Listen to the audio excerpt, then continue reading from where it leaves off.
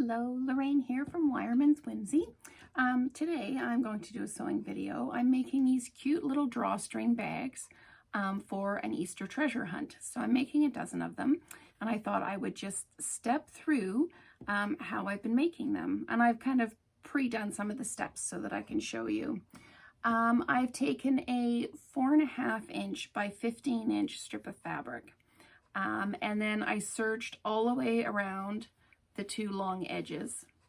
And if you don't have a serger, you can just zigzag around the edge.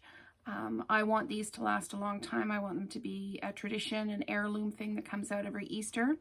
So then what I did is I folded it in half and I stitched 3.5 inches up each side from the bottom fold, so it leaves the top open.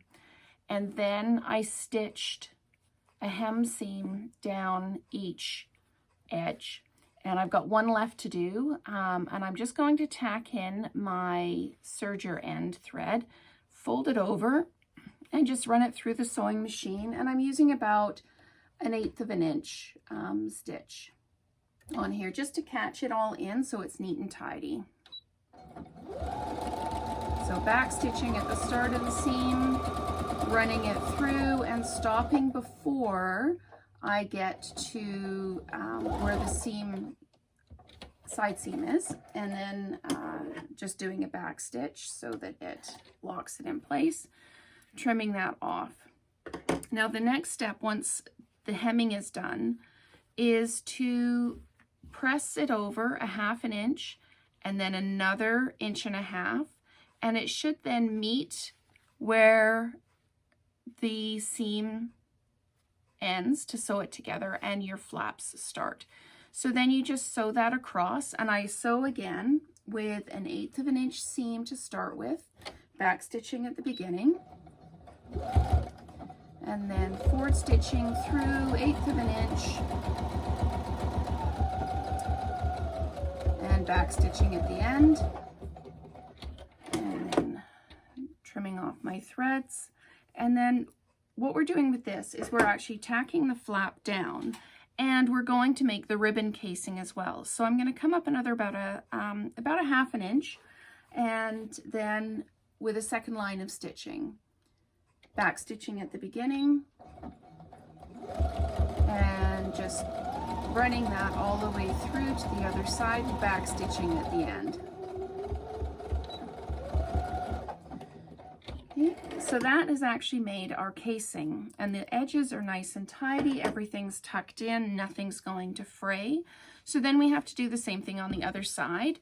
We fold it down 1/2 inch at the top, and then another 1.5 inches, and I just kind of make sure everything's kind of level at the top so it's going to end up looking nice. And then we do the same thing. We put it through at 1/8 of an inch, reversing at the beginning of the seam and at the end of the seam.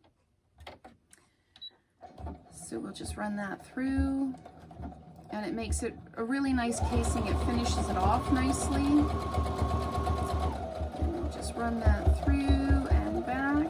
And again, we need to, now that we've secured the edge down, we need to make the casing for the ribbon to go through. And again, you make sure that your other flap is back so you don't end up stitching it down. Run it through at about 1/2 inch from your original stitching line. And your width of casing can depend on your ribbon. I'm using a fairly sturdy, decent sized ribbon because it's for kids, and I want them to be able to actually handle the ribbon. Sometimes if the ribbon's really fine, the little fingers can't get around it. Okay, so that is both of the flaps done and cased. And then what you're going to do is you're going to turn it right side out. You're going to use a turning tool to push your corners out and just to kind of pull that seam a little bit and give it a good press, and you end up with your little bag like this. You're going to take a bodkin or a safety pin, whatever you've got. Bodkins are really quick though. And you're going to feed it through your casing, through one side, and then out the other side. So you've come through one side, you're going to put it back through the other side, and just push it through and pull it out. And you can even up your ends and tie it in a knot. I just tie a quick overhand knot, tuck my ends under, and pull them through. There we go. Now we're going to take the other piece of ribbon, and the ribbon I've done for this is 13.5 inches long because it does need to go in and double back. So I will put this in like this, and I'm going to start at the other side because I want my tails to be out the other side. So you just push that through and pull it out, and then fold it over, and you're just going to, whether it's over or above the other ribbon that you've already got in, doesn't really matter. They are going to tangle up just a little bit until you get everything kind of pushed through. See how it's pulling that? Oh, I just give it a little tug and everything starts to lay flat. And then we do our tie on this side and just push that through and tie the ends. There you go. And now you've got a nice little drawstring bag that will tighten up, and you can put some Easter treasures inside or any kind of thing that you'd like. You can make these as little gift bags, and you just put your fingers in, pull it out, and there you go.